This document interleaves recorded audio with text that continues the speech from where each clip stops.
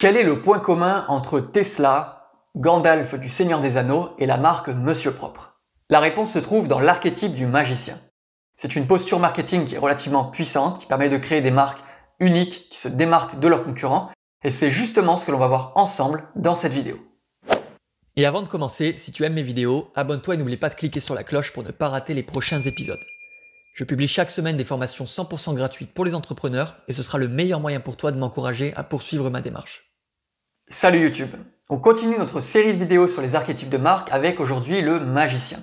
Comme toujours, si tu veux accéder à toutes les autres vidéos, je t'invite à aller directement dans la description, tu trouveras la playlist des précédentes et des suivantes à venir. Pour te rappeler brièvement de quoi est-ce que l'on parle, les archétypes de marque correspondent à des stéréotypes, à des profils caricaturaux que l'on retrouve dans toutes les grandes histoires, dans tous les films, dans tous les livres. L'intérêt pour nous en tant que marketeurs, entrepreneurs, c'est d'être capable de créer un profil pour notre marque, pour notre entreprise, qui va connecter beaucoup plus vite avec notre audience, qui va permettre aussi de la rendre beaucoup plus mémorable, facile à identifier, et donc qui va faire beaucoup plus de ventes à son public cible. Et aujourd'hui, on s'intéresse donc à l'archétype du magicien, dont je vais te présenter plusieurs personnages stéréotypés avant de rentrer dans tout l'aspect marketing en te présentant des entreprises concrètes.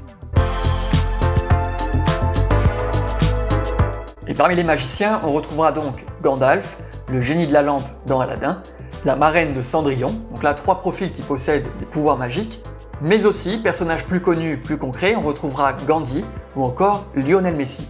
Et là, tu vas être relativement surpris. Mon but, ce n'est pas simplement de te parler de personnages fictifs, mais que tu puisses aussi connecter la notion de magicien, de l'archétype du magicien, à des personnages concrets. Maintenant, attention, ce n'est pas parce que tu auras une entreprise qui va faire rêver son audience, qui va la captiver dans ton marketing, que tu auras une posture de magicien au quotidien.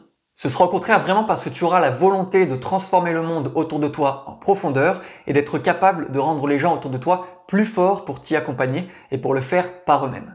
Et pour que ce soit un petit peu plus clair, analysons ensemble qu'est-ce que le profil du magicien. Si on devait le résumer en un slogan, ce serait « Vos rêves deviendront réalité ». Son besoin primaire est d'inspirer autour de lui pour élever le niveau moyen qui l'entoure. Et donc son objectif, c'est de permettre à chacun de réaliser ses rêves. Les forces du magicien sont d'être capable de trouver une solution gagnant-gagnant, mais aussi de simplifier des situations complexes. Pour cela, il s'appuie sur une stratégie très simple qui est de développer une vision unique et de vivre pour elle. Au quotidien, ses craintes seront les conséquences négatives de ses actes qui peuvent être inattendus, son but étant évidemment de faire les choses bien. Et le plus grand risque du profil du magicien serait de devenir manipulateur ou encore de vendre de l'illusion. Tu l'auras compris, c'est donc un profil qui s'épanouit dans le changement et la prise de risque. On a donc affaire à un profil de visionnaire qui possède une vision sur le monde qui l'entoure et qui a envie de rendre les gens autour de lui plus forts pour être capable de réaliser l'impossible. Et en marketing, on fera donc face à des entreprises capables de montrer des choses surprenantes, étonnantes. Donc avec des transformations permises exceptionnelles, ou alors avec des capacités de créer des choses auxquelles on ne pensait pas du tout, qui n'étaient pas envisageables avant elles. C'est donc pas pour rien qu'on utilise le nom de magicien, on parle vraiment de magie quand on pense à ces entreprises. Et justement, on va voir ensemble 3 exemples concrets pour que tu puisses encore mieux cerner de quoi on parle. Et l'exemple le plus marquant serait celui de Disney. On a affaire ici à une entreprise qui réalise des dessins animés dans un univers féerique et empreint d'une certaine magie. Le choix des couleurs est relativement intense et semble totalement irréel et vient justement marquer une différence avec la réalité. D'ailleurs, même si on a affaire à des dessins animés qui s'inspirent de situations plus ou moins naturelles, on retrouvera toujours une part de magie, une part d'impossible qui apporte un certain charme à Disney.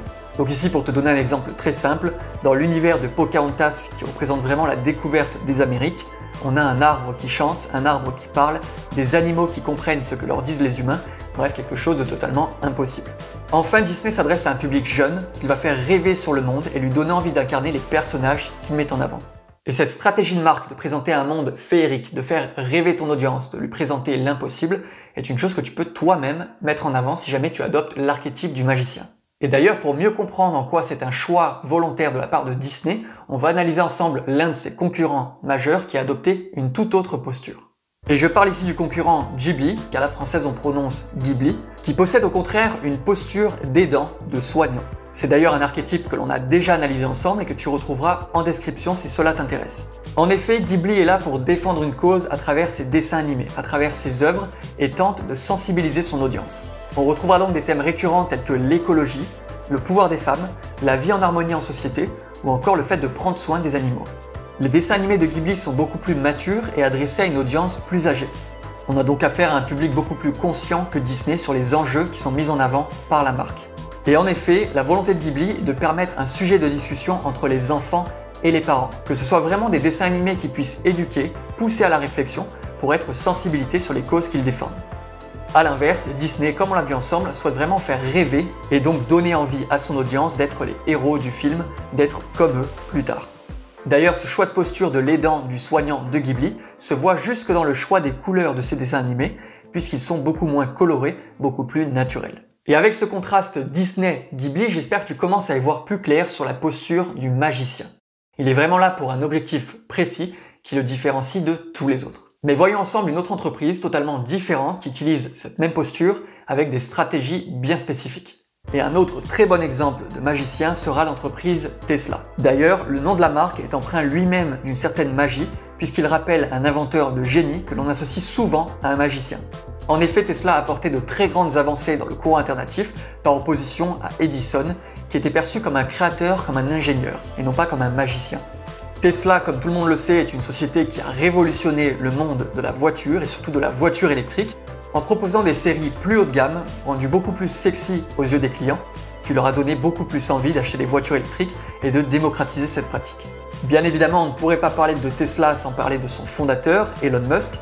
Qu'on apprécie le personnage ou pas d'ailleurs, peu importe, c'est quelqu'un qui a créé d'autres sociétés qui sont elles aussi révolutionnaires. On a SpaceX qui a rendu la conquête de l'espace beaucoup plus accessible économiquement, une entreprise qui a nettement facilité la communication à travers le monde, ou encore une dernière qui souhaite révolutionner la façon dont nous voyageons sur Terre. Et ce n'est donc pas pour rien si la marque de Tesla a une valeur boursière qui est beaucoup plus élevée que tous les autres constructeurs automobiles. Elle est vraiment là pour faire rêver, montrer que l'impossible est possible avec une certaine dose de magie dans ses mécanismes. Elle est un petit peu sortie de nulle part en proposant des solutions auxquelles personne n'avait pensé avant et qui ont totalement charmé son audience. Et pour donner un contre-exemple à ce profil du magicien, nous pourrions parler de l'entreprise de Renault, qui est leader dans la voiture électrique en Europe, justement. Avec Renault, on n'a pourtant pas du tout la même impression que Tesla, on n'a pas affaire à la même histoire. En effet, l'entreprise se place sur une posture de créateur qui valorise ses technologies, son ingénierie, pour faire avancer la société. Et en effet, elle n'arbore pas du tout l'image d'un magicien qui semble avoir une solution miraculeuse et qui travaille avant tout sur le rêve auprès de son audience. Non, Renault a une approche beaucoup plus tech, beaucoup plus neutre, et c'est ce qui fait sa différence, et c'est ce qui fait qu'elle plaît à son audience spécifique. Et tu remarques donc qu'un secteur d'activité ne va pas imposer un certain profil. Au contraire, tu peux vendre des voitures électriques de plein de façons différentes. Il y a 12 archétypes possibles, et on pourrait totalement utiliser chacun des 12 pour vendre une voiture électrique. Chacun des 12 pourrait très bien marcher dès lors qu'il serait exploité à 100%, et que justement on ne passerait pas à côté des moindres détails qui permettent de faire sa différence auprès de ton audience. Enfin, analysons un troisième profil d'entreprise qui utilise l'archétype du magicien, et je parle ici de Monsieur Propre.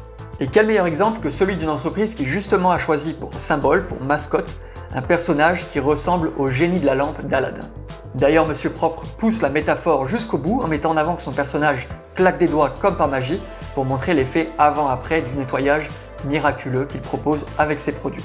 On a ici une stratégie de vente qui insiste énormément sur le résultat permis grâce au produit et qui montre à quel point il est facile d'obtenir les mêmes résultats. On n'est donc pas du tout sur une stratégie de créateur qui mettrait en avant les caractéristiques de son produit, mais bien d'un magicien qui fait rêver et qui montre une vision du futur espérée. Enfin, ce côté magicien se retrouve jusque dans la promesse faite par Monsieur Propre, qui est relativement impossible, et qui est la suivante: rend tout si propre que l'on peut se voir dedans. Donc là, je voulais te montrer que tu n'as pas besoin de faire des dessins animés ou de vendre une voiture électrique pour avoir une posture de magicien. Tu peux totalement l'adapter quel que soit ton secteur d'activité, le tout étant d'avoir les bons codes, la bonne façon de présenter ta vision du futur et la bonne façon de faire rêver ton audience sur les résultats obtenus. D'ailleurs, le contre-exemple parfait de Monsieur Propre serait Canard WC, qui a au contraire une posture de comique. Donc c'est un nouvel archétype de marque que l'on analyse ensemble et qui sera disponible dans la playlist sous cette vidéo. En effet, Canard WC a pour objectif de dédramatiser l'action de nettoyer ses WC.